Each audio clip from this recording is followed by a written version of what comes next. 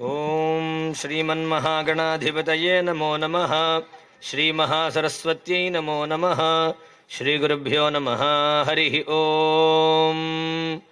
ఓం గణానాం త్వా గణపతిగుం హవామహే కవిం కవీనాముపమశ్రవస్తమం జ్యేష్ఠరాజం బ్రహ్మణాం బ్రహ్మణస్పద ఆనశృణ్వన్నోతిభిः सीदसादनं प्रणो देवी सरस्वती वाजेभिर्वाजिनीवती धीनामवित्रयवतु. श्रीमन्महागणाधिपतये नमो नमः. श्रीमहासरस्वत्यै नमो नमः. श्रीगुरुभ्यो नमः. हरि ओं. शुक्लाम्बरधरं विष्णुं शशिवर्णं चतुर्भुजं प्रसन्नवदनं ध्यायेत् सर्वविघ्नोपशान्तये. वागीशाद्याः सुमनसः सर्वार्थानामुपक्रमे यन्नत्वा कृतकृत्याः स्युस्तन्नमामि गजाननं. शारदा शारदां भोजवदना वदनाम्बुजे सर्वदा सर्वदास्माकं सन्निधिः सन्निधिं क्रियात्. शरदिन्दु समाकारे परब्रह्मस्वरूपिणी वासरापीठनिलये ज्ञानसरस्वति नमोऽस्तुते.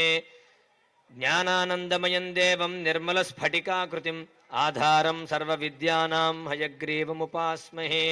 गणनाथ सरस्वती रविशुक्रो बृहस्पतिः पंचैतानि स्मरेन्नित्यं वेदवाणी प्रवर्तते. शंकरं शंकराचार्यं केशवं बादरायणं श्रोत्रभाष्यकृतौ वन्दे भगवन्तौ पुनः पुनः. सदाशिवसमारम्भां व्यासशङ्करमध्यमाम् अस्मदाचार्यपर्यन्तां वन्दे गुरुपरम्पराम्. आदिपराशक्ति अखिलांडकोटि ब्रह्मांड नायकी जगन्माత ఇంద్రకీలాద్రి క్షేత్రం పైన కనకదుర్గా అనే దివ్యమైన స్వరూపంతో అవతరించి భక్తులను అనుగ్రహిస్తున్నటువంటి ఈ దివ్యమైన క్షేత్రంలో మనం ఇప్పుడు ఎంతో గొప్పదైనటువంటి సమయంలో మనం ఉన్నాం. మార్గశిర మాసం అందరికీ తెలిసిన విషయమే. మాసానాం మార్గశీర్షోహం. సాక్షాత్తుగా గీతలో శ్రీకృష్ణ పరమాత్మే సెలవిచ్చారు, నేనే మార్గశిర మాసంగా ఉన్నానని. కాబట్టి అంత పరమ పవిత్రమైన మాసం. అంతేకాదు ఈ మార్గశిర మాసానికి ఇంకో ప్రత్యేకత కూడా ఉన్నది. ఈ మాసానికి ఆ పేరు ఎందుకు వచ్చింది అంటే, ఏ మాసంకైనా ఆ పేరు ఎందుకు వస్తుందంటే, పూర్ణిమ నాడు ఏ నక్షత్రం ఉంటుందో ఆ పేరుతో ఆ మాసం పిలువబడుతుంది. అశ్విని నక్షత్రం పూర్ణిమ నాడు వస్తే ఆశ్వయుజ మాసం, మఖా నక్షత్రం పూర్ణిమ నాడు వస్తే మాఘమాసం, విశాఖ నక్షత్రం పూర్ణిమ నాడు వస్తే వైశాఖ మాసం. కాబట్టి ఈ మాసం మార్గశిర మాసం పూర్ణిమ నాడు ఉన్నటువంటి నక్షత్రం ఏమిటి అంటే మృగశిర నక్షత్రం. మృగశిర నక్షత్రం పూర్ణిమ నాడు వచ్చేటువంటి మాసం మార్గశిర మాసం. అయితే ఈ నక్షత్రం యొక్క గొప్పతనం ఏమిటి అంటే, మన అమ్మవారి యొక్క నక్షత్రం ఏమిటి అంటే ఏం చెబుతాం మనం? సహజంగా మూలా నక్షత్రం అని చెబుతూ ఉంటాం. కానీ మూలా నక్షత్రం ఎవరి నక్షత్రం అంటే, మహాసరస్వతీ స్వరూపంగా అమ్మవారు ఆవిర్భవింపబడిన నక్షత్రం మూలా నక్షత్రం. కానీ మృగశిర నక్షత్రం దుర్గా స్వరూపంగా అమ్మవారు ఆవిర్భవింపబడినటువంటి నక్షత్రం మృగశిర నక్షత్రం. పార్వతీ స్వరూపమైన నక్షత్రం మృగశిర నక్షత్రం. కాబట్టి అమ్మవారి యొక్క నక్షత్రం ఏమిటంటే మృగశిర నక్షత్రం. తర్వాత నక్షత్రం ఏమిటి? మృగశిర తర్వాత ఆరుద్ర. ఎవరిదది? పరమేశ్వరుడి నక్షత్రం. కాబట్టి ఈ మృగశిర నక్షత్రంతో కూడినటువంటి పూర్ణిమ వచ్చినటువంటి ఈ మార్గశిర మాసము అమ్మవారి ప్రీతి అయినటువంటి మాసము. అమ్మవారి యొక్క మాసంగానే మనం చెప్పుకోవాలి. అంతే కదా, అమ్మవారి జన్మ నక్షత్రంతో ఉన్నటువంటి పూర్ణిమ నాడు వచ్చినటువంటి మాసం. కాబట్టి అటువంటి పరమ పవిత్రమైన మాసంలో మనం ఉన్నాం. దశమి తిథి నాడు మనం ఉన్నాం. ప్రదోష సమయంలో మనం ఉన్నాం. ఇక్కడ మనం కూర్చొని ఏం చేస్తూ ఉన్నామంటే అమ్మవారి గురించి మనం చెప్పుకుంటూ ఉన్నాం. అయితే సహజంగా ప్రతి నిత్యం కూడా మన అమ్మవారిని ఉపాసిస్తూనే ఉంటాం. వార విశేషాలను అనుసరించి చాలా ప్రధానంగా ఎప్పుడూ కూడా ఇళ్లలో నిత్య పూజ చేసే వాళ్ళందరం కూడా ఇవాళ ఆదివారం అయితే సూర్యనారాయణ స్వామి వారిని, సోమవారం అయితే ఈశ్వరుణ్ణి, మంగళవారం అయితే ఆంజనేయ స్వామిని, బుధవారం అయితే విష్ణు సంబంధమైన వారం వాస్తవానికి కొంతమంది ఆ ప్రకారంగా అయ్యప్ప స్వామినను, ఇంకా ఇతర దేవతా స్వరూపులు, గురువారం నాడు బృహస్పతి, అలాగే శుక్రవారం నాడు లక్ష్మీ స్వరూపంగా మనం భావిస్తాము. శనివారం ఈశ్వరుణ్ణి అలా ఆరాధిస్తూ ఉంటాం వార విశేషాలను. అలాగే మాస విశేషాలను అనుసరించి కూడా మనం భగవంతుడిని ఉపాసిస్తూ ఉంటాం. మరి కార్తీక మాసం అనగానే ఎవరిని ఉపాసిస్తాం? ఈశ్వరుణ్ణి. అదేవిధంగా కార్తీక దామోదరుడికి ప్రీతికరంగా ఆ మాసాన్ని మనం భావిస్తాం. అయితే మరి ఈ మార్గశిర మాసానికి ప్రధానంగా ఎవరిని మనం ఆరాధిస్తామనగానే భక్తులందరూ కూడా చక్కగా చెప్పేటి విషయం ఏమిటంటే మహావిష్ణువుని మనం ఆరాధిస్తాము అని చెబుతూ ఉన్నాం. నిజమే, ఎందుకంటే ఆయనే చెప్పారు కదా మాసానాం మార్గశీర్షోహం అని. కాబట్టి ఆయనకు ప్రీతైన మాసమే అయినప్పటికి కూడా ఈ మాసంలో ఇంకొక ప్రత్యేకమైనటువంటి దేవతా ఉపాసన ఉన్నది. అది ఎవరిని అంటే ఎవరిని? మహాలక్ష్మి అమ్మవారి ఉపాసన చాలా విశేషమైన మాసం ఈ మార్గశిర మాసం. ఈ మార్గశిర మాసంలోనే తూర్పు ప్రాంతంలో వెలసినటువంటి ఆ అమ్మవారు విశాఖపట్టణంలో కనక మహాలక్ష్మి అమ్మవారి ఉత్సవములు జరుపుతూ ఉంటారు. చాలా ప్రదేశముల్లో, చాలా ప్రాంతముల్లో, మన ప్రాంతంలో కూడా ఈ మార్గశిర మాసంలో గురువారం నాడు మార్గశిర బృహస్పతి మహాలక్ష్మి అనే ఒక వ్రతాన్ని కూడా మనం ఆచరిస్తూ ఉంటాం. విన్నారా? 5 వారాలు చెయ్యాలి ఈ వ్రతాన్ని. 4 వారాలు ఈ మార్గశిర మాసంలో చేసి 5వ వారం పుష్యమాసంలో వచ్చేటువంటి మొదటి గురువారం నాడు ఈ వ్రతాన్ని ఆచరించి పరిసమాప్తి చేస్తారు. కాబట్టి లక్ష్మీప్రదమైనటువంటి మాసంలో కూడా మనం ఉన్నాం. కాబట్టి ఇవాళ ఏ వారం? శుక్రవారం, లక్ష్మీప్రదమైన వారం. లక్ష్మీప్రదమైన మాసంలో మనం ఉన్నాం. హిరణ్యవర్ణాం హరిణీం సువర్ణరజతస్రజాం చంద్రాం హిరణ్మయీం లక్ష్మీం జాతవేదో మమావహ పద్మాసనే పద్మకరే సర్వలోకైక పూజితే నారాయణ ప్రియే దేవి సుప్రీత భవ సర్వదా. ఆ లక్ష్మీ స్వరూపంగా అమ్మవారు ఎట్లా ఉన్నారో ఒక్కసారి మనం ప్రార్థన చేశాం. అమ్మవారు ఎట్లా ఉన్నారు? వికసించిన పద్మంలో అమ్మవారు కూర్చుని ఉన్నారు. ఎలాగా? పద్మాసనంలో కూర్చుని ఉన్నారు అమ్మవారు. పై 2 చేతులు యందు పద్మములు ధరించి ఉన్నది అమ్మ. అలాగే అభయ వరద హస్తములతో అమ్మవారు మనకి దర్శనమిస్తూ ఉన్నది అని మనం ప్రార్థన చేస్తున్నాం. ధ్యానం అంటే ఆ భగవత్ స్వరూపం ఏ విధంగా ఉన్నది, ఏ విధంగా అనుగ్రహిస్తుందని చెప్పడమే ధ్యానం. కాబట్టి ఆ ధ్యానంలో పద్మాసనే పద్మకరే సర్వలోకైక పూజితే, అన్ని లోకములు కూడా పూజించేటువంటి స్వరూపం ఆ మహాలక్ష్మి స్వరూపం. నారాయణ ప్రియేదేవి సుప్రీత భవ సర్వదా, ఎల్లవేళలా నాయందు నువ్వు ప్రీతితో ఉండి నన్ను అనుగ్రహించు అని మనం అమ్మని ప్రార్థిస్తూ ఉంటాం. కాబట్టి నిత్యం కూడా ఎల్లవేళలా మనం ఏం కోరుకుంటూ ఉంటామంటే ఆ లక్ష్మీ స్వరూపం అనుగ్రహం మనతోనే ఉండాలి. ఆ లక్ష్మీ అమ్మవారి అనుగ్రహం మనతోనే ఉండాలి. ఆ లక్ష్మీ స్వరూపం ఎప్పుడు నన్ను విడిచి వెళ్లకుండా ఉండాలనే మనం నిరంతరం భావిస్తూ ఉంటాం. తామ్మ ఆవహ జాతవేదో లక్ష్మీమనపగామినీ యస్యాం హిరణ్యం విందేయం గామశ్వం పురుషానహం. ఏ అమ్మ యొక్క అనుగ్రహం చేతనైతే నేను పశు సంతతి, పుత్ర సంతతి, ఐశ్వర్యము అన్నీ పొందుతూ ఉన్నానో ఆ అమ్మని నేను ఏమి కోరుకుంటూ ఉంటానంటే ఎప్పుడు కూడా ఏం కోరుకుంటున్నాం? అనపగామిని అంటే నువ్వు ఎప్పుడూ కూడా నన్ను విడిచి వెళ్లకుండా నాతో పాటే ఉండే నీ అనుగ్రహాన్ని నిరంతరం నాకు అనుగ్రహించు తల్లి అని అమ్మని మనం ప్రార్థన చేస్తూ ఉన్నాం. కాబట్టి లక్ష్మీ అనుగ్రహం ఎంతో ఉత్తమమైన అనుగ్రహం. ఆ అనుగ్రహం ఉన్నవాడే లోకంలో ఎప్పుడూ కూడా కీర్తింపబడతాడు.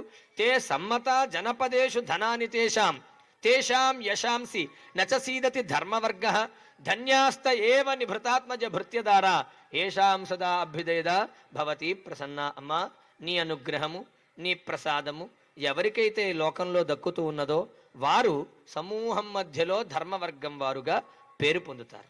వారికే కీర్తి, యశస్సు, ఐశ్వర్యములు కలుగుతాయి. కాబట్టి అటువంటి అనుగ్రహం ఇచ్చే తల్లి నీకు నమస్కారం. ఎల్లవేళ నీ అనుగ్రహం నాకు ఖచ్చితంగా ఉండవలసిందే అని మనం కోరుకుంటూ ఉంటాం. కాబట్టి అలాంటి అమ్మ లక్ష్మీ స్వరూపమైన అనుగ్రహాన్ని నిరంతరం మనం పొందాలంటే ఈ మార్గశిర మాసంలో వచ్చేటువంటి ఈ భృగువాసన మహాలక్ష్మి అనే వ్రతాన్ని ఆచరించడం వల్ల కూడా మనం ఆ లక్ష్మి అనుగ్రహాన్ని మనం పొందగలుగుతాం. ఈ మాసంలోనే మనం ఉన్నాం, ఇంకా గురువారాలు ఇంకా ఉన్నాయి, చేసుకుంటే అమ్మ అనుగ్రహాన్ని మనం పొందవచ్చు. కాబట్టి ఇప్పుడు మనం ఆ విషయాన్ని చెప్పుకుంటూ ఉన్నాం. అయితే ఈ బృహస్పతి వాసరం గురువారం అంటే లక్ష్మీవారంగా పిలిచేటువంటి వారం. సహజంగా లక్ష్మీవారం అంటే ఆ పేరులోనే ఉందిగా, అమ్మవారి స్వరూపం అని తెలుస్తూ ఉన్నది కదా. కాబట్టి ఈ వ్రతం ఎందుకు ఆచరిస్తున్నారు, ఆచరిస్తే ఏం ఫలితం వస్తుంది, ఏ విధంగా ఆ అమ్మ అనుగ్రహాన్ని పొందుతానో ఆ కథ వృత్తాంతంలో చెప్పబడి ఉన్నది.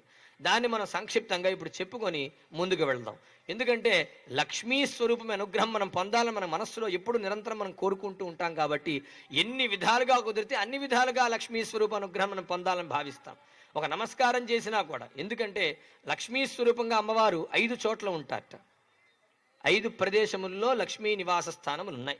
ఒకటి ఏను యొక్క శిరస్సు పైన, గోవు యొక్క పృష్ఠభాగంలో 2, 3 తామర పద్మంలోను, 4 మారేడు వృక్షం దగ్గర, 5వది అతి ప్రధానమైనది ఏమిటది?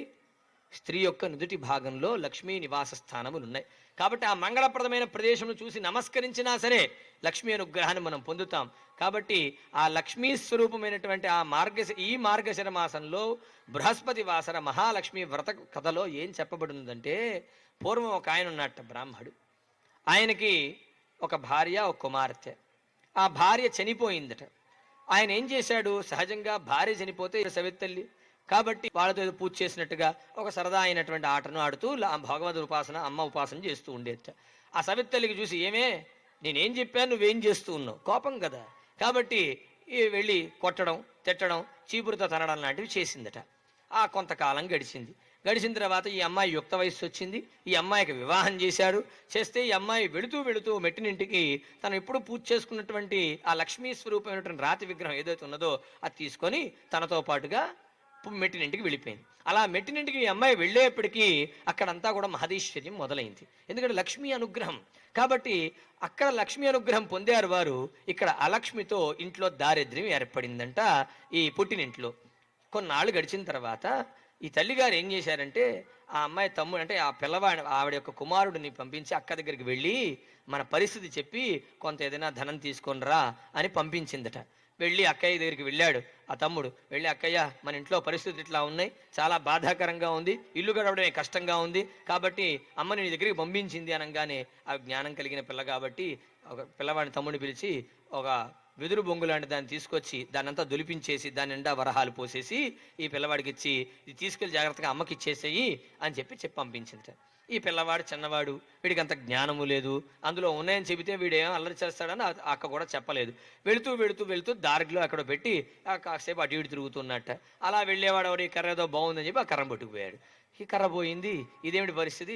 సరే ఇంటికి వెళ్ళాడు, అమ్మకి చెప్పాడు. అమ్మ ఏమంది, ఎరా ఏం చేశాడు? అక్క ఒక కర్ర ఇచ్చింది, ఆ దారిలో ఎక్కడో పోయిందని. అలాగా, అయ్యో అక్కేదో పంపించిందిరా నాయన, నువ్వు ఇట్లా చేసావా దీన్ని, మళ్ళా వెళ్ళి అక్కకి మన పరిస్థితి చెప్పు, ఇలా జరిగిందని కూడా చెప్పరా నాయనా అని చెప్పిందట. సరే ఈ పిల్లవాడు మళ్ళీ వెళ్ళాడు, అక్కయ్యకి చెప్పాడు జరిగిన కథంతా. ఈసారి ఒక చెప్పుల జత తీసుకొచ్చిందట. ఆ చెప్పుల జతలో కిందంతా కూడా మళ్ళీ రత్నాలన్నీ పోసేసిందట. పోసేసి దాన్ని జాగ్రత్త కుట్టించేసి జాగ్రత్త తీసుకెళ్ళి ఈసారి అమ్మకి ఇచ్చేసే నువ్వు అని చెప్పిందట. ఈ పిల్లవాడు జాగ్రత్తగా తీసుకెళ్లాలనే భావనలోనే ఉన్నాడు. కాకపోతే ఏం జరిగిందంటే అది సాయంత్రం అయింది. అయ్యేవిడికి సంధ్యా సమయం, సంధ్యావందనం చెయ్యాలి కాబట్టి ఒడ్డున చెప్పులు ఇప్పి ఆ నదిలోకి వెళ్ళి సంధ్యావందనం చేసి వచ్చేవాడికి శ్రీమద్ రమారమణ గోవిందో హరి, ఈ చెప్పులు ఎవడో దారిలో వెళ్ళేవాడు, బాగున్నాయి చెప్పులు, ఇవి వేసుకెళ్తే బాగుంటుంది, వాడు ఎవడో వేసుకు వెళ్ళిపోయాడు. మళ్ళీ అమ్మకి చెప్పాడు, భలేవారనైనా అక్కిచ్చి పంపించి జాగ్రత్త తీసుకురావాలి కదా, ఈ ప్రకారంగా చేస్తే ఎట్లా, మళ్ళీ నువ్వు వెళ్ళిరా అని చెప్పి మళ్ళీ పంపించిందట. మళ్ళీ వెళితే ఈసారి అక్క ఏం చేసింది, ఇలా కదరా అని చెప్పి ఒక గుమ్మడికాయ తీసుకుందట. ఆ గుమ్మడికాయని తీసి చక్కగా లోపల అవన్నీ తీసేసి లోపల మళ్ళా వరాహాలు పోసేసి దాన్ని జాగ్రత్తగా ప్యాక్ చేసేసి ఈసారైనా జాగ్రత్తగా తీసుకెళ్ళి అమ్మకి ఇచ్చేసారనైనా అని చెప్పింది. ఈ పిల్లవాడు మళ్ళీ జాగ్రత్తగా ఎట్టి పరిస్థితుల్లో జాగ్రత్త తీసుకువెళ్ళాలి, లేదంటే ఇబ్బంది అయిపోతుంది, అమ్మ తిట్టేస్తుంది, అక్క తిట్టేస్తుంది అని భయంతో జాగ్రత్తగా వెళ్ళాడు. అయితే మార్గంలో వెళుతూ ఉంటే కాస్త అలసట ఏర్పడింది పిల్లాడికి. అలసట ఏర్పడికి ఏం చేశాడంటే ఆ గుమ్మడికాయ చెట్టు పక్కన పెట్టి నిద్రపోతున్నట్ట. ఏవో ఆవులు కాసేవాడు, ఏ గుమ్మడికాయ బాగుంది చక్కగా ఆవులకి మేతగా పనికొస్తుందని చెప్పి రక్తం తీసుకుని వెళ్ళిపోయాట. లేదు చూసేస్తే మళ్ళీ శ్రీమద్ రమారమణ గోవిందో హరి. అయ్యేవిడికి వచ్చి ఇలా కాదు ఇది జరిగింది చెప్పి అమ్మకి చెప్పాడు. సరే ఇలా కాదు, నీతో ఈ పని అయ్యేట్టు లేదు. ఇక్కడ గమనించాలి మనం ఈ విషయాన్ని. ఏమిటి? లక్ష్మీ అనుగ్రహం ఉంటే గాని మనకి అది లభించదు అని మనం గ్రహించాలి ప్రధానంగా. దీని విషయంలోనే పూర్వం ఒక కథ ఉన్నది. లక్ష్మీ స్వరూప అనుగ్రహం మనకు వెళ్ళిపోయాడు, అడవులకు వెళ్ళి ఒక గుహలో తపస్సు చేసుకుంటూ ఉన్నాడు. లక్ష్మీ స్వరూపంగా అమ్మవారు ఒక్కసారి ప్రత్యక్షమయ్యారట. ప్రత్యక్షమై ఆ సాధువుని సాధువా అని పిలిచిందట అమ్మవారు. పిలవంగానే ఆ సాధువు లేచి అమ్మ నమస్కారం ప్రార్థన చేశాడు. ప్రార్థన చేయంగానే ఆ అమ్మవారు ఏమన్నదంటే, నాయనా నిన్ను అనుగ్రహించడం కోసం నేను వచ్చాను, నీ పూర్వ పుణ్యం కొంత బ్యాలెన్స్ ఉండిపోయింది కాబట్టి నేను అనుగ్రహించాలి, అలా అనుగ్రహించి నువ్వు ఏం కావాలో కోరుకోనైనా అంది అమ్మవారు. అంటే ఆయన అన్నాడు, అమ్మా నీ కోసం పరితపించేవారు అంటే ఆనందములు సౌఖ్యములు కోరుకునేటువంటి సంసారంలో ఉండేవాళ్ళు ప్రభువులు చాలామంది ఉన్నారు లోకంలో. నేను ముక్తిని మాత్రమే కోరుకుంటూ ఉన్నాను, అట్లాంటి వాడు నాయన నా దగ్గరికి వచ్చి నువ్వు నాకు ఇవన్నీ ఇస్తానంటున్నావు, ఏం సమంజసం అమ్మా, నాకు వద్దు తల్లి అని అంటే అమ్మవారు అంది, నిజమే నాయన, నువ్వన్నీ త్యజించావని, నువ్వు గొప్పవాడివని జ్ఞానవంతుడివని లోకంలో ప్రభువులు అందరూ చెప్పుకుంటున్నారు, కానీ కర్మ అనేటువంటిది ఒకటి ఉన్నది కదా, అది సుకృతమైనా దుష్కృతమైనా సరే ముక్తి కావాలంటే అనుభవించి తీరాల్సిందే. కాబట్టి నీకు ఆ సుకృతం బ్యాలెన్స్ ఉండిపోయింది, కాబట్టి నువ్వు దాన్ని అనుభవించి తీరవలసిందే అని అమ్మవారు చెప్పిందట.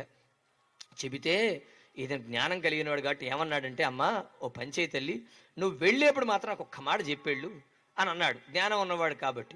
చెబితే సరే అన్నాడు. అమ్మవారు అనుగ్రహించింది. పడుకున్నాడు. పొద్దునే లేచాడు, నదికి స్నానంకి వెళ్ళాడు. స్నానం చేసి తిరిగి వస్తూ ఉండగా భూమి అలా చీలి అందులోంచి లంక బిందెలు బయటకు వచ్చాయట. అది చూడంగానే ఈ సాధువుకి అర్థమైంది, అమ్మవారు నాకేం ఆశుందో అని పరీక్షించదలిసిందేమో, నాకు ఇవన్నీ నేను వదిలేశాను కదా అని చెప్పి వాటిని వదిలేసి వెళుతూ ఉన్నట్ట. ఇలా రోజులు గడుస్తుంటే ఇతని మనస్సులో ఒక ఆలోచన మొదలైంది. ఏమిటంటే అది, అమ్మవారు ఏం చెప్పారు, ఊళ్ళో ఉన్నటువంటి ప్రభువులు అందరూ నీ గొప్పతనాన్ని చెబుతూ ఉన్నారయ్యా అని అన్నది కదా అమ్మవారు. ఒకసారి వెళ్ళి చూసొద్దాం ఊళ్ళో మన ఎట్లా పొగుడుతున్నాడు ఏంటో మన గొప్పతనం అని అనిపించింది మనస్సుకి. అనిపించంగానే ఆయన ఊళ్ళోకి బయలుదేరాడు. వెళ్ళాడు. ఎందుకంటే ఆ భగవద్ అనుగ్రహం, ఆ లక్ష్మీ అనుగ్రహం ఎవరికైతే ఉంటుందో వారు ఎట్లా ఉంటారంటే, వాళ్ళు వస్తూ ఉంటే అందరూ వారు లేచి నిలబడుతూ ఉంటారు, వారిని గౌరవిస్తూ ఉంటారు. మీరు చూడండి లోకంలో అది నిజం. కాబట్టి ఈ సాధువు ఎప్పుడైతే వస్తూ ఉన్నాడో సభలో అందరూ లేచారు. ఎవరెందుకు, రాజుగారే లేచి పైనుంచి కిందకు వచ్చి నమస్కారం చేశాట. ఈ సాధువుకి ఏమనిపించిందంటే, అబ్బా అమ్మవారి అనుగ్రహం ఎంత గొప్పగా ఉంటుందా, ఒకసారి పరీక్షించి చూద్దాం. ఎందుకంటే అమ్మవారి అనుగ్రహం ఉన్నంతసేపు వాడిని ఎవరు ఏమీ చేయలేరు లోకంలో. అంత గొప్పది అమ్మ అనుగ్రహం, భగవద్ అనుగ్రహం, లక్ష్మీ స్వరూపమైన అనుగ్రహం. కాబట్టి ఆయన ఏం చేశాడంటే, ఆ సంకోచమైన మనస్సుతో, ఆ ప్రశ్న మనస్సుతో ఏం చేశాడంటే, ఆ రాజుగారి కిరీటాన్ని కాల్తో ఒక తన్నుదన్నట్ట. ఎంత అపరాధం అండి! రాజుగారి కిరీటం అంటే ఏమిటి, మక్కుటం అంటారు. ఏంటి దాని అర్థం? రాజ్యానికి గౌరవం అది. ఆ గౌరవాన్ని ఆయన శిరస్సు మీద పెట్టుకుంటే దాన్ని కాలుతో తంటే ఎంత అపరాధం, దానికి శిక్ష ఏమిటి? మరణదండనే, ఉరి తీసేయాలి, దానికి వేరే దండం లేదు. కాబట్టి సభలో ఉన్న వారందరూ ఆశ్చర్యపోయి, అయితే ఈ సాధువుకి మరణదండన ఖాయం, అతను ఉరి తీసేస్తాడు రాజుగారు అని అనుకుంటూ ఉన్నట్ట. కానీ వీడికి మహాలక్ష్మి అనుగ్రహం ఉన్నది కదా, వీరికి ఉండడం చేత ఆ కిరీటం అంత దూరంలో వెళ్ళి పడితే దానిలోంచి ఒక త్రాచుపాము బయటకు వచ్చిందట. అబ్బా, సభలో ఉన్న అందరూ చూసి ఆశ్చర్యపోయారు. ఆహా, సాధువు ఎంత గొప్పవాడండి, ఎంత మహానుభావుడండి, రాజుగారిని కాపాడడం కోసమే వచ్చినట్టున్నాడు ఈ సాధువు, కాబట్టే ఈయన మహానుభావుడు అని అందరూ అన్నట్టు. ఇంకా రాజుగారు తీసుకెళ్ళి ఆయన సింహాసనం మీద కూర్చోబెట్టేట. ఈయనకి సేవలు చేసేది ఎవరు? రాజుగారి భార్య, కుమారులు, వీళ్ళే సేవలు చేయడం. రాజుగారి భవంతిలో ఈయనకు ఒక సపరేట్ రూమ్, ఈయనకు ఒక గది ఇచ్చారట. అయితే ఇతను కొంత జ్ఞానవంతుడే కాబట్టి వీళ్ళందరూ ఆహారాలు తీసుకుని వస్తే ఈయన ఏమన్నాడంటే, నాకు ఈ సౌఖ్యములు అక్కర్లేదు, ఈ పరుపులు ఇవన్నీ అక్కర్లేదు, నేనేదో కందమూలాదులు తిని బతికేవాడిని, నాకు ఇవన్నీ అవసరం లేదని చెప్పి త్యజించాడు. సరే అయిపోయింది, రాత్రి అయింది, అందరూ విశ్రాంతి తీసుకుంటూ ఉన్నారు. ఈయనకి ఇంకా బుద్ధి పోలేదు, ఇంకా తెలుసుకోవాలి అమ్మవారు ఎంత రక్షిస్తుందో, ఎంత కాపాడుతుందో, అమ్మ అనుగ్రహం ఉన్నంతసేపు ఎంత రక్షణ ఉంటుందో అది తెలుసుకోవాలనే ఉద్దేశంతో ఏం చేశాడంటే, ఈ రాజుగారు రాణి గారు విశ్రాంతి తీసుకున్నటువంటి గదిలోకి వెళ్ళాడు. దాన్ని వెళ్ళొచ్చా? ఏకాంత మందిరంలోకి ఎవరైనా వెళ్ళవచ్చా? ఒకరు ఏకాంత మందిరంలోకి ఇంకొకరు వెళ్ళకూడదు. కానీ సాహసించి లోపలికి వెళ్ళి ఏం చేశాడంటే, వాళ్ళిద్దరిని చంపలు పగలగొట్టి లేపి లాక్కొని తీసుకొచ్చి రాజుగారి భవన్ తోతర పడేశాట. చూస్తున్న వారంతా ఆశ్చర్యపోయారు, ఏమిటి వైపరీత్యం, మొన్నైతే తప్పించుకున్నాడు ఏదో, ఈసారి అయితే ఈయన ఉరి తీసేయడం ఖాయమే, ఇంత దారుణమా, ఏకంగా రాజుగారిని రాణి గారిని చంపల పగలగొట్టి తీసుకొచ్చి బయటపడేయడం సామాన్య విషయం కాదు అని అందరూ అనుకుంటూ ఉంటే, ఈ లోపల భవంతి నుంచి పెళుసులన్నీ ఇలా రాళ్ళే తెపడపడప కింద పడిపోయింది. అమ్మ అనుగ్రహం, వాడిని ఏం చేయలేదా? లక్ష్మీ అనుగ్రహం ఉన్నంతకాలం వాడిని ఎవరు ఏమీ చేయలేరు, అంతే కదా. కాబట్టి ఆ పూర్వపుణ్యం లక్ష్మీ అనుగ్రహంగా మారి ఆ విధంగా అనుగ్రహిస్తున్నది. సరే అయ్యేప్పటికీ, ఓహో సాధువు మామూలు వాడు కాదు, చాలా చాలా గొప్పవాడు, లేకపోతే ఇంకోసారి రాజుగారి ప్రమాదం నుంచి రక్షించారు అని మొత్తం సామ్రాజ్యం అంతా కూడా మొత్తం అందరికీ తెలిసిపోయింది. కాబట్టి తర్వాత రోజు నుంచి రాజుగారిని చూడడానికి 100 మంది వస్తే సాధువు గారిని చూడడానికి 1000 మంది రావడం మొదలుపెట్టారు. ఈయన దగ్గర క్యూ ఎక్కువైపోయింది. ఆయన దగ్గర చెప్పుకోవడానికి ఎవరు రావట్లేదు, సమస్యలు ఈయనకి చెప్పుకుందాం అని అందరూ బయలుదేరి వస్తూ ఉన్నారట. అయితే అలా కాలం గడుస్తూ ఉన్నది. ఒకరోజు సాయంత్రం ఈ సాధువు గారు ఒక తోటలో మామిడి చెట్టు దగ్గర నుంచున్నాడు. ఒక మంచి చెట్టుకు ఉన్నటువంటి పండును చూశాట. ఆ పండును చూసి తినాలని మించి కోసి తీసి చేత్తో పట్టుకున్నాడు. ఇలా రాజుగారు వచ్చారు అక్కడికి. ఆయన ముందు నేను తింటే బాగుండదులే అని ఆయన చేతిలో పెట్టి, రాజా ఈ పండు తిను, చక్కగా 100 ఏళ్ళు వర్ధిల్లుతావు, గొప్ప కీర్తి లభిస్తుంది నీకు, పో, ఏదైనా శాసనం కదా, అమ్మవారి అనుగ్రహం ఉన్నది కాబట్టి అన్నాడు. రాత్రి సాధువు గారు పడుకున్నారు. స్వప్నంలో అమ్మవారు వచ్చారు, చెప్పారు, నాయనా నువ్వు నాకు చెప్పమన్నావు, నేను వెళ్ళిపోయేప్పుడు చెప్పు అని చెప్పావు, కాబట్టి నేను బయలుదేరే సమయం ఆసన్నమైంది అని చెబుతున్నా అన్నారు. అంతే ఒక్కసారి లేచాడు. ఇవాళ ఇన్ని రోజులు నేను ఆడిన ఆటలకి నేను చేసిన వేషాలకి, నేను ఏది తానా అంటే తందానా అనడానికి కారణం ఎవరు? అమ్మ అనుగ్రహం. ఆ లక్ష్మి అనుగ్రహం నాకుంది కాబట్టే నేను ఏది చేసినా చెల్లింది. ఇప్పుడు ఆవిడ అనుగ్రహం నాకు లేదంటే అమ్మో చాలా కష్టం. కాబట్టి నేను రేపు ఉదయమే బయలుదేరి వెళ్ళిపోవాలి ఇక్కడి నుంచి. వెళ్ళి సభలో రాజుగారికి ఒక మాట చెప్పేసి నేను బయలుదేరి వెళ్ళిపోదాం అనుకున్నట్టే సాధు సభలోకి వెళ్ళాడు. వెళితే సభలో అంతా కూడా అందరూ విషాద వదనాలతో ఉన్నారు. చాలా కంగారుగా ఉన్నారు. వైద్యులు అటు ఇటు తిరుగుతూ ఉన్నారు.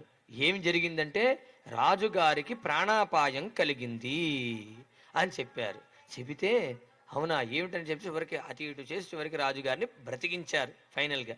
అప్పుడు రాజుగారి సభలో ఈ సాధువు నుంచుంటే అందరూ వచ్చి టక్మని నేను కట్టేశారట. కట్టేసి ఏంటి కారణం, ఎందుకు చేస్తున్నారు నాకేం అర్థం కావట్లేదు. రాజుగారికి అలా ప్రాణాపాయం కలగడానికి కారణం ఎవరు? ఎవరు? సాధువు. సాధువు పండండి. జనాలంతా చెప్తున్నారు చూసారా, వాడికి లక్ష్మీ అనుగ్రహం లేదు, నిజంగా వాడి ఇచ్చిన పండు ఆ కారణం లేదు, వాడి ప్రారంభం కారణం. ఇప్పుడు లోకంలో అదే గొప్ప విషయం.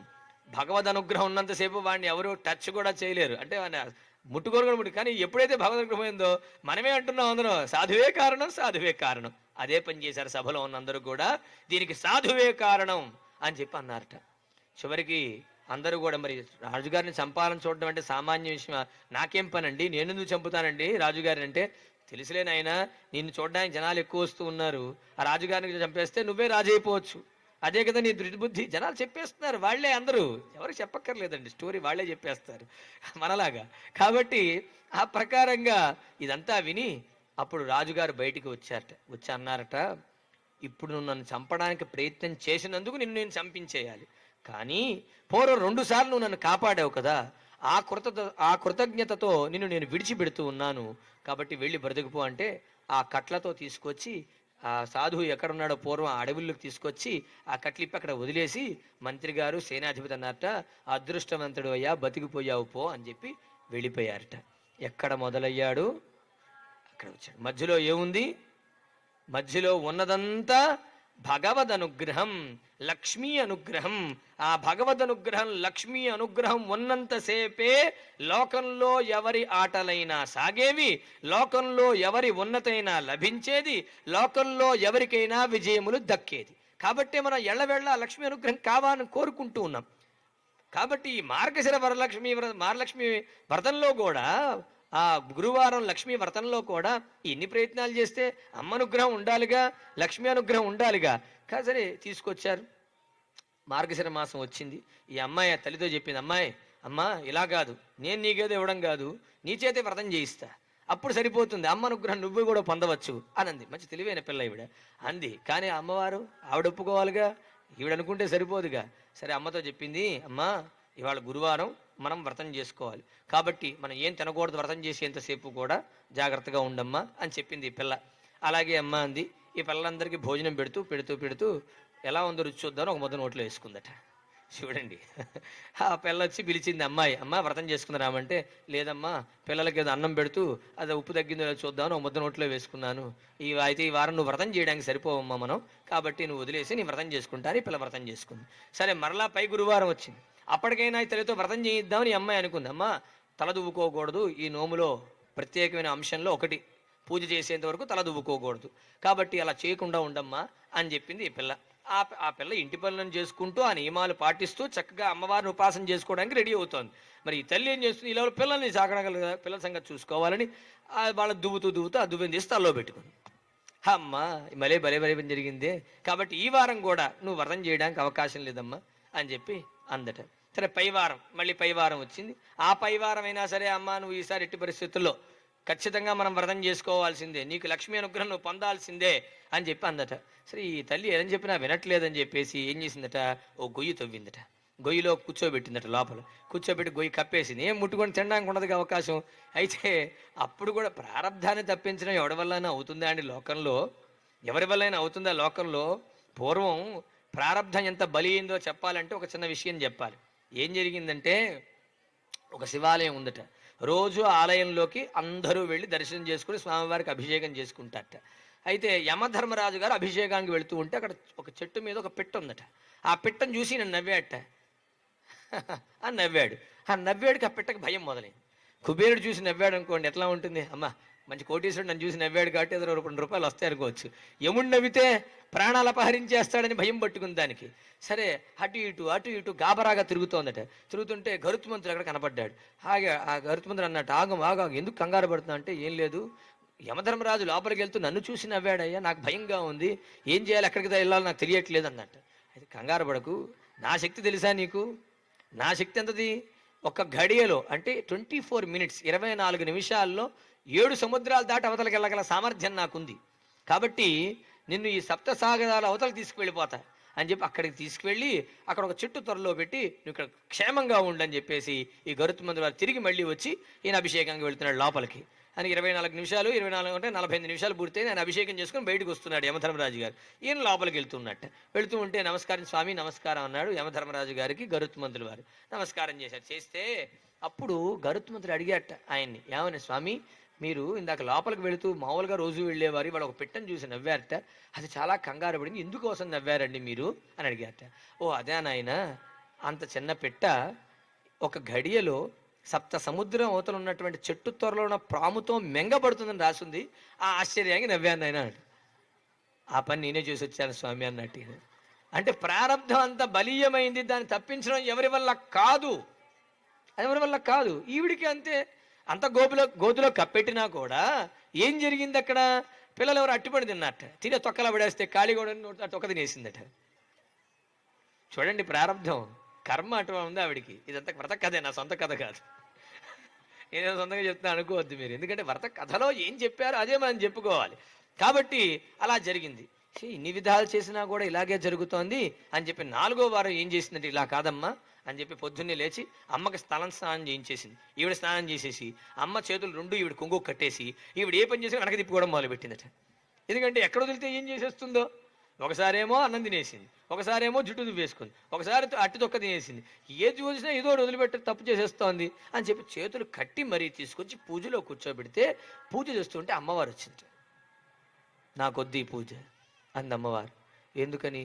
నువ్వు చిన్నతనంలో నన్ను పెట్టుకొని పూర్తి చేస్తూ ఉంటే చీపురుతో కొట్టింది, నిన్ను కొట్టింది, నన్ను కొట్టింది, కాబట్టి నేను ఆవిడ పూజను అందుకోవడానికి ఇష్టపడట్లేదు, అందుకోసం జరిగింది, అంతా ఊరినే జరుగుతుందా, కాబట్టి నాకు వద్దందట. అమ్మా మా అపరాధాన్ని మన్నించు, క్షమించు తల్లి అని వీళ్ళిద్దరూ ప్రార్థన చేస్తే అప్పుడు అమ్మవారు ప్రసన్నురాలి చెప్పింది, సరే ఈసారి క్షమిస్తున్నాను, వచ్చేటువంటి గురువారాల్లో నా వ్రతాన్ని ఆచరించు అని చెప్పి అమ్మవారు అనుగ్రహించింది. ఆ తర్వాత 4 గురువారాలు చక్కగా అమ్మవారిని వ్రతాన్ని ఆచరించి ఆ తల్లి కూడా ఆ పిల్లలాగానే అలక్ష్మిని తొలగించుకొని లక్ష్మీ అనుగ్రహాన్ని పొందిందట. ఎందుకంటే మహాలక్ష్మీదేవి యొక్క అనుగ్రహాన్ని మనం పొందాలంటే ముఖ్యంగా మొదటిగా మనం కోరుకోవాల్సింది ఒకటి, ఏమిటది? అలక్ష్మీర్నాశయామ్యహం, అంటే నా అలక్ష్మిని తొలగించు అని మనం కోరుకుంటాం. ముందుగా అలక్ష్మి చేతనే దారిద్ర్యము, అనావృష్టి, అనారోగ్యములు, ఈతి బాధలు అన్నీ వస్తుంటాయి. ఎవరావిడ అలక్ష్మి అంటే ఈ లక్ష్మీ స్వరూపిణి అమ్మవారికి అక్కయ్యట. అక్కగారు ఎక్కడైతే ఇంటి ఎందైతే సూర్యోదయంలో సూర్య అస్తమయంలో నిద్రిస్తూ ఉంటారో, ఏ ఇంటి ఎందైతే ప్రదోషం తర్వాత మళ్ళీ ఇంటిని శుభ్రం చేస్తూ ఉంటారో, ఏ ఇంటి ఎందైతే అశుచి ఉంటుందో, ఏ ఇంటి ఎందైతే అపరిశుద్ధం ఉంటుందో అక్కడికి ఈ లక్ష్మీ స్వరూపం కాకుండా అలక్ష్మీ స్వరూపమైన అమ్మవారు వచ్చి వారిని అనుగ్రహిస్తుంది. ఏమిటిది? దారిద్ర్యాన్ని. కాబట్టే మన లక్ష్మీ స్వరూపమైన అమ్మవారిని ఏం కోరుతామంటే మొట్టమొదటిగా అలక్ష్మీర్నాశయామ్యహం, నా అలక్ష్మిని తొలగించు తల్లి, నీ దివ్యమైన పరిపూర్ణమైన మంగళమైన అనుగ్రహాన్ని నాకు అందించు అని అమ్మని మనం ప్రార్థన చేస్తాం. కాబట్టి మీరందరూ కూడా ఇవాళ ఈ మార్గశిర మాసంలో ఆ లక్ష్మీప్రదమైనటువంటి ఈ శుక్రవారం లక్ష్మీప్రదమైన వారం. ఎందుకంటే ఇంద్రుడు శుక్రవారానికి అధిష్టాన దేవత. ఆ ఇంద్రుడికి అధిదేవత అంటే లక్ష్మీ అమ్మవారు. అందుకోసం శుక్రవారం నాడు లక్ష్మీ అమ్మవారు మనం పూజించుకోవడం గల కారణం. అలాగే శనివారం నాడు శనీశ్వరుడు అధిదేవత. అయితే శనికి పరమేశ్వరుడు ప్రధానమైన దేవత. కాబట్టి ఆ రోజున మనం ఈశ్వరుని ఆరాధన అన్ని చేస్తూ ఉంటాం. కాబట్టి ఆ లక్ష్మీ స్వరూపమైన అనుగ్రహాన్ని మనం పొందడం కోసం, ఎందుకంటే ఏ కథ అయినా సరే, ఏ పూజా కార్యక్రమం అయినా సరే భగవంతుడి యందు నిమగ్నమైన భావంతో చేస్తే దాని ఫలితాన్ని మనం పొందుతాం. కాబట్టి ఇవాళ మీరందరూ కూడా ఇక్కడ కూర్చున్నంతసేపు ఏం చేశామంటే అమ్మవారి గురించి తాదాత్మ్యమైన భావంతో విన్నాం. కాబట్టి మనం ఈ వ్రతం చేసినట్లే, ఆ వ్రత ఫలితాన్ని మనం పొందినట్లే. అమ్మ సన్నిధిలో సాక్షాత్తుగా ఇంద్రకీలాద్రిపైన అవతరించినటువంటి కనకదుర్గ ఎవరావిడ? మహాకాళి, మహాలక్ష్మి, మహాసరస్వతి త్రిశక్తి స్వరూపిణి కనకదుర్గ అమ్మవారి యొక్క దివ్య సన్నిధిలో ఇవాళ మనం ఇంత విశేషమైనటువంటి లక్ష్మీ అనుగ్రహాన్ని పొందే విధమైనటువంటి వ్రతాన్ని మనం తెలుసుకున్నాం. అమ్మ అనుగ్రహం తెలుసుకున్నాం.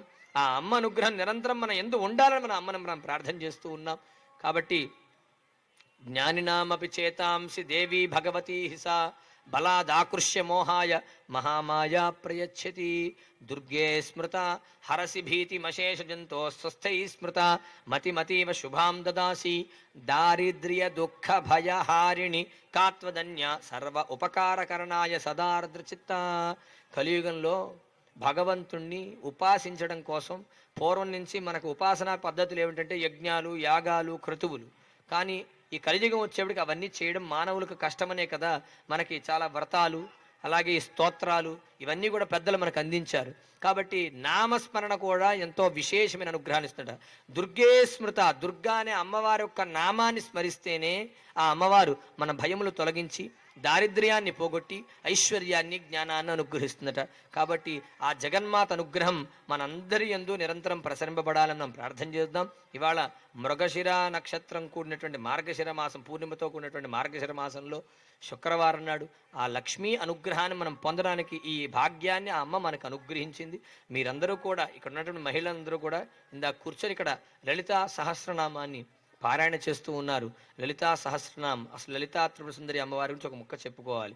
ఎందుకంటే మీరందరూ పుస్తకాలు ఉన్నాయి, ఆ పుస్తకం ఒక్కసారి చూడండి అందరూ కూడా. అక్కడ లలితా త్రిపుర సుందరి అమ్మవారు ఉన్నారు కదా, అక్కడ అమ్మవారు ఒక కుర్చీలో కూర్చున్నట్టున్నారు, వెనకాల పరమేశ్వరుడు పడుకొని ఉన్నాడు, కింద చాలామంది దేవతలు ఉన్నారు. ఇలా ఎందుకుంది? దీనికి గల కారణం ఏమిటి అంటే కొంతమందికి తెలుసు, చాలామందికి తెలియదు. అదేమిటంటే పంచప్రేతాసనాసీన పంచబ్రహ్మస్వరూపిణి. అమ్మవారు కూర్చున్నటువంటి ఈ ఆసనానికి పేరేమిటంటే మంచ. మంచ మంచ అంటారు. ఏ కుర్చీకైనా ఏ ఆసనంకైనా 4 కోళ్ళు ఖచ్చితంగా ఉండాలి. 4 కోళ్ళు దాని మీదుగా నిలబడేది. ఆ 4 కోళ్ళ మీద ఒక ఆసనం. ఈ ఆసనం ఎన్ని ఉన్నాయి? మొత్తం 4 కోళ్ళు, ఇది ఒకటి 5. ఆ 5 ఎవరంటే పంచబ్రహ్మలు. వాళ్ళు ఎవరు? వారు బ్రహ్మ, విష్ణు, రుద్ర, మహేశ్వర, సదాశివులు. ఈ ఐదుగురు ఎవరంటే 5 తత్వాలు. బ్రహ్మ అంటే ఏమిటి? సృజన శక్తి. విష్ణువు అంటే స్థితి శక్తి. రుద్రుడు అంటే లయశక్తి. తర్వాత 4వది ఈశ్వర శక్తి. ఆ ఈశ్వర శక్తి అంటే ఏంటి? తిరోధాన శక్తి. ఇదేమిటండి? సృజన శక్తి తెలుసు, అంటే సృష్టించడం. స్థితి అంటే తెలుసు, నడిపించడం. లయం అంటే తెలుసు, ఏమిటి? తీసేయడం. మరి సృష్టించి నడిపించి తీసేసిన దాన్ని ఏం చేయాలి? దాన్ని మళ్ళా తనలో తీసుకునేదాన్ని తిరోధాన తత్వం అంటారు. ఆ తిరోధాన తత్వము మరి తర్వాత తీసుకున్న తర్వాత ఏం చేస్తుంది అమ్మ? మరలా అనుగ్రహిస్తుంది. అది సదాశివతత్వం. ఈ 5 తత్వాలని తన ఆసనంగా ధరించింది ఆ జగన్మాత. అది అక్కడ ఫోటోలో ఆ బ్రహ్మగారిని, అక్కడ విష్ణువుని, రుద్రుణ్ణి, అక్కడ వెనకాల ఈశ్వరుని అందరూ చూపించడం గల కారణం ఏంటంటే మనకు తెలియడం కోసం సంకేతములు అవన్నీ.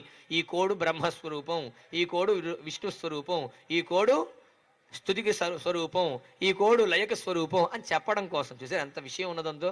పైగా ఆ లలితా త్రిపుర సుందరి అమ్మవారికి అటు ఇటు ఎవరున్నారు? వాణి లక్ష్ముడు. ఈ వాణి లక్ష్ముడు ఏం చేస్తున్నారు? అక్కడ వింధ్యామరులు వీస్తూ ఉన్నారు. ఏమిటండి? లక్ష్మీ స్వరూపము, సరస్వతీ స్వరూపులు ఎంత వైభవమైన స్వరూపములు. ఏం కోరుకుంటాం మనం లోకంలో? అందరం కూడా విద్యా జ్ఞానం కావాలని కోరుకుంటాం, అది ఇచ్చే సరస్వతీ స్వరూపం. అలాగే సంపద, ఆనందములు, సౌఖ్యములు కోరుకుంటాం, అవి ఇచ్చే లక్ష్మీ స్వరూపం. ఈ రెండు స్వరూపములు ఏం చేస్తున్నాయంటే లలితా త్రిపుర సుందరి అయిన అమ్మవారికి వింధ్యామరులు వీస్తున్నాయట. అంటే ఎంత గొప్ప స్వరూపం లలితా త్రిపుర సుందరి అమ్మవారి స్వరూపం మనం గ్రహించాలి. అసలు ఈ లలితా త్రిపుర సుందరి స్వరూపం ఎందుకు వచ్చింది? ఎందుకు వచ్చింది అమ్మవారు? చెప్పమ్మా, ఎందుకు వచ్చింది? ఎందుకు వచ్చిందంటే భండాసురుడనే రాక్షసుడిని సంహరించడం కోసం అమ్మవారు వచ్చింది. ఆ భండాసురుడనే రాక్షసుని సంహరించడం కోసం అమ్మవారు లలితా త్రిపుర సుందరిగా ఆవిర్భవించింది. ఎలాగా? చిదగ్నికుండ సంభూత దేవకార్య సముద్యత. ఆ తల్లి ఎక్కడో ఉండదు, ఇక్కడే ఉంటుంది. ఎప్పుడు ఎవరికి ఏ విధమైన ఆర్తి అవసరం వస్తుందో అక్కడ మరలా ఏర్పడిపోతూ ఉంటుంది ఆవిడ. కాబట్టి ఎప్పటికప్పుడు అమ్మవారు మరలా ఒక రూపాన్ని దాలుస్తూ అందరిని అనుగ్రహిస్తూ ఉంటుంది. అలాగా ఆవిడ ఆవిర్భవించింది లలితా త్రిపుర సుందరి స్వరూపంగా. ఆవిడకి సామ్రాజ్యం, ఆవిడ సామ్రాజ్యంలో ఒక మంత్రి గారు, ఒక సేనాధిపతి కూడా ఉండాలి. వాళ్ళెవరు? శ్యామల. శ్యామల అనే స్వరూపం ఉన్నది కదా తల్లి, ఆ స్వరూపం మంత్రిని దేవత. అంటే మంత్రశక్తి, మంత్రాంగ దేవతగా అమ్మవారికి ఎవరున్నారంటే శ్యామల అమ్మవారు ఉన్నారు. మరి దండిని దేవతగా ఎవరున్నారంటే వారాహి అమ్మవారు సర్వ సైన్యాధ్యక్షురాలుగా దండిని దేవతగా ఉన్నారు. కాబట్టి వారందరూ కలిసి ఏం చేశారు, ఆ భండాసురు యొక్క పుత్రుణ్ణి, భండాసురుణ్ణి వీళ్ళందరినీ వధించి లోక కళ్యాణాన్ని జరిపించింది అమ్మవారు. ఆ ఒక్క సందర్భంలోనే కాదు, ఎన్నో సందర్భంలో ఎన్నో పర్యాయములుగా అమ్మవారు ఎంతో మంది రాక్షసులని వివిధమైన సమయంలో ఆవిర్భవించి రాక్షస సంహారాలు గావించింది ఆ తల్లి. మహిషాసురుడు, ధూమ్రలోచండు, చండముండులు, రక్తబీజుడు, శుంభనిశుంభులు, ఎంతమంది రాక్షసులు ఎంతమంది వచ్చినా సంహరిస్తూనే ఉంది, లోకాన్ని ఉద్ధరిస్తూనే ఉన్నది ఆ తల్లి. కాబట్టి ఈ భండాసుర వధ చేసింది అమ్మవారు. ఆ వధ చేసిన విధానము, ఆయా సందర్భంలో ఎట్లాంటి రథాల్లో వారాహి అమ్మవారు, అలాగే శ్యామల అమ్మవారు, లలిత అమ్మవారు వచ్చారు, ఏ దేవతాస్వరూపం వచ్చి యుద్ధంలో పాల్గొన్నారు, ఏ విధంగా దీనంతా ముందుకు నడిపించారు, ఏ విధంగా రాక్షస సంహారం చేశారు, ఆ విషయాలన్నీ అమ్మవారి అనుగ్రహం అంతా కూడా లలితా సహస్రనామంలో ఉంది.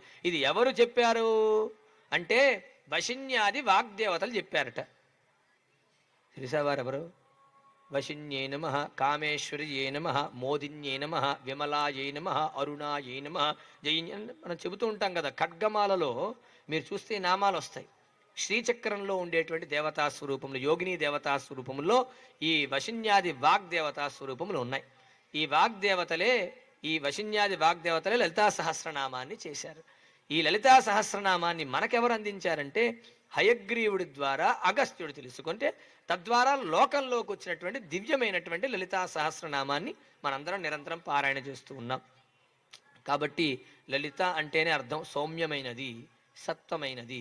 ఏ ఉపాసకులకైనా ఏ సాధకులకైనా సరే లలితా సహస్రనామం సర్వశిరోధార్యం సర్వశ్రేయోదాయకం. సౌభాగ్య విద్య అంటారు లలితా త్రిపుర సుందరి అమ్మవారిని. ఏమంటారండి? సౌభాగ్య విద్య, సౌభాగ్యాన్ని అనుగ్రహించే స్వరూపం. సౌభాగ్యం అంటే సమస్తం ఆనందములు, ఐశ్వర్యములు, ఆనందం అన్నీ కూడా సౌభాగ్యములే. అటువంటి ఇచ్చేటువంటి స్వరూపమే లలితా త్రిపుర సుందరి స్వరూపం. అటువంటి లలిత సహస్రనామాన్ని పారాయణ చేస్తే ఏ ఫలితం వస్తుందో తెలుసా? పారాయణ చేస్తుంటే ఏం జరుగుతుందో తెలుసా? మీకు తెలుసా అండి? దాని గురించి ఒక పెద్ద ఆయన ఒక ప్రవచనంలో చెప్పింది నేను విన్నాను. దీని మీద ఒక పరిశోధన చేశారట లలితా సహస్రనామం మీద. ఏమిటంటే ఏదైనా ఒక మంత్రం చదివారనుకోండి, మంత్రానికి తరంగములు వస్తున్నాయి. మాట్లాడుతుంటే కూడా తరంగాలు వస్తాయి. కానీ మంత్రంలోకి ఏర్పడే తరంగములు ఏమవుతాయంటే ఆ మంత్రదేవత యంత్రంగా మారతాయట. ఆ మంత్రదేవత యంత్రంగా మారతాయట.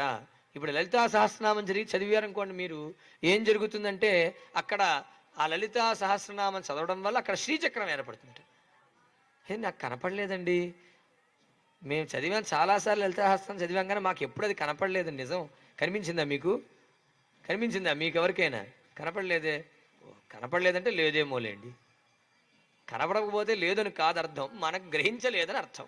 ఎందుకంటే ఈ మానవ దేహంలో ఏం జరుగుతోందో ఇప్పుడు మనమే గ్రహించలేని పరిస్థితుల్లో మనం ఉండగా మరి బాహ్యంగా మంత్రతరంగములు వ్యాపించినటువంటి యంత్రాన్ని మనం ఎలా గ్రహించగలుగుతాం?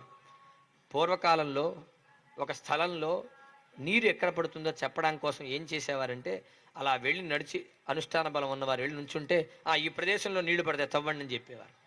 తర్వాత కాలంలో ఏం చేశారంటే ఒక చెట్టు పుల్లలు తీసుకొచ్చేవారు. ఆ వృక్షజాతి పుల్లను అక్కడ పెడితే దానికి వచ్చే వైబ్రేషన్ ద్వారా ఇక్కడ పడుతుందని తెలిసేదట వాళ్ళకి. ఆ ప్రకారంగా చెప్పేవారు. తర్వాత కాలంలో కొబ్బరికాయ తీసుకురావడం మొదలెట్టి ఆ కొబ్బరికాయల లోపలికి వస్తే ఒక రకం, బయటకు వస్తే ఒక రకం, దాని ద్వారా నీళ్ళు ఇలా ఈ చోట పడతాయని చెప్పేవారట.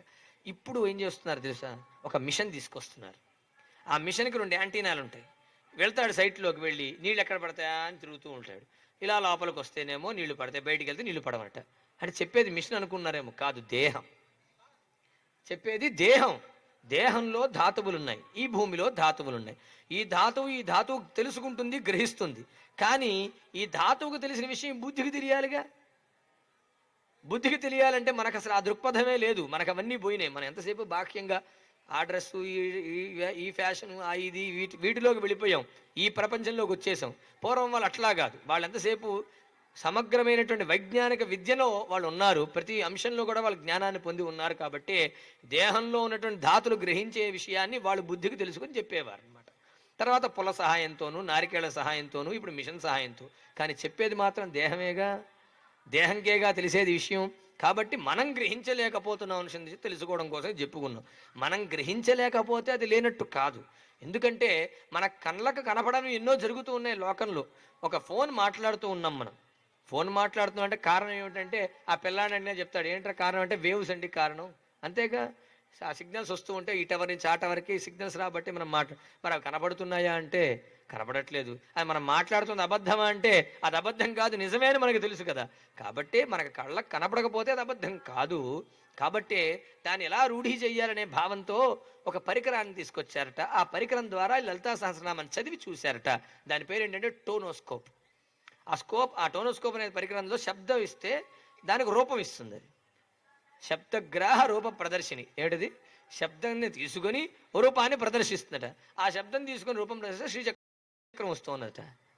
మరి మీరందరూ లలితా సహస్రనామం చదివితే ఇక్కడ ఆ శ్రీచక్రం ఏర్పడితే ఇందులో ఉన్నటువంటి ఇక్కడ ఉన్నటువంటి ఈ ప్రకృతిలో ఉన్నటువంటి ఆ నెగిటివ్నంతా పోగొట్టి పాజిటివ్నిచ్చి చైతన్యాన్నిచ్చి శక్తిని మనకు అనుగ్రహిస్తుంది. కాబట్టే లలితా సహస్రనామం అంత వైభవోపేతమైంది, మనల్ని రక్షించేటువంటిది. మీరు నిరంతరం లలితా సహస్రనామం పారాయణ చేస్తున్నారు. ఇంకో గొప్ప విషయం ఏమిటంటే ఎక్కడెక్కడో లలితా సహస్రనామం మనం చేస్తూనే ఉంటాం, కానీ ఇంద్రకీలాద్రి పైన లలితా సహస్రనామం చదవడం చాలా చాలా చాలా చాలా గొప్ప విషయం. ఎలా?